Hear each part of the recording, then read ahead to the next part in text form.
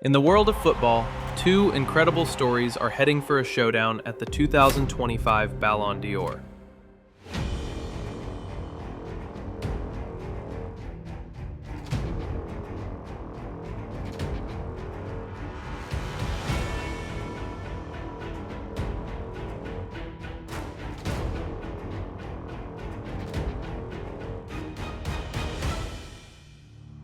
One is a tale of redemption that almost nobody saw coming.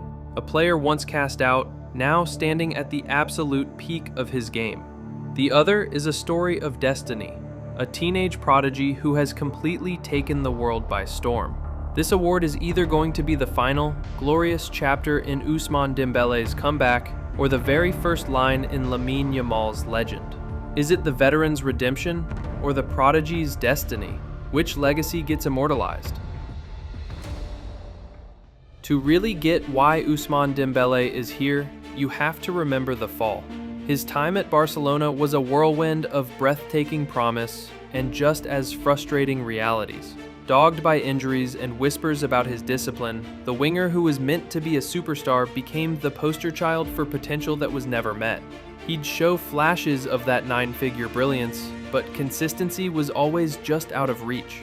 Fans and pundits alike wondered if his best days were already gone. And then, Paris Saint-Germain happened. That move back to France wasn't just a transfer. It was a total rebirth. Under Luis Enrique, Dembélé became the player everyone hoped he would be. He transformed from an inconsistent winger into a lethal, reliable attacker, a cornerstone of a PSG side that made history by winning their first ever Champions League.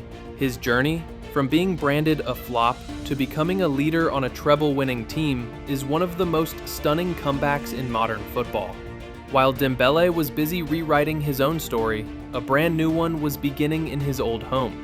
Lamine Yamal isn't just another talent from Barcelona's famous La Masia Academy. He feels like it's destiny. From the moment he stepped on the field for the first team at just 15 years old, you knew he was different.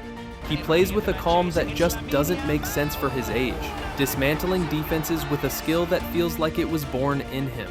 His rise hasn't been fast, it's been meteoric. While most kids his age are worried about school, Yamal was busy breaking records set by club legends. Barcelona's youngest ever starter and goal scorer in La Liga, and already a vital player for both his club and the Spanish national team. Yamal is the pure joy of football. A raw talent where every single touch brings excitement. This isn't a comeback story, it's an arrival. He never had to find his way, he was born to be here. And so, here we are, two paths colliding at the 2025 Ballon d'Or. The case for Dembélé is backed by a season that was nothing short of phenomenal. 35 goals, 14 assists, numbers that speak for themselves. And these weren't empty stats. He delivered in the biggest moments, driving PSG to their historic Champions League triumph. It's no surprise he's seen as the frontrunner. A win for Dembélé is a win for resilience, for clawing your way back from the brink to become one of the best. But the case for Lamine Yamal?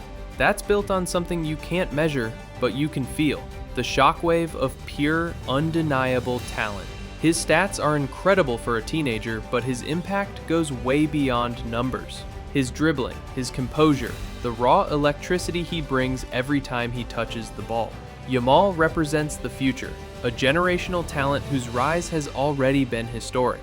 Yes, other names like Vitinha, Rafinha, and Mohamed Salah are in the mix after incredible seasons, but a win for Yamal?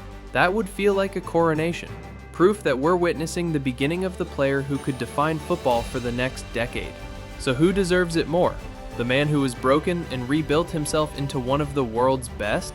Or the prodigy who showed up looking like he was born for this stage? The 2025 Ballon d'Or isn't just a trophy. It's a statement about what we value in our heroes. Let us know in the comments who you think should take it home, and why. And if you've enjoyed this rivalry, make sure to like, subscribe, and hit that bell button for more stories from the world of football.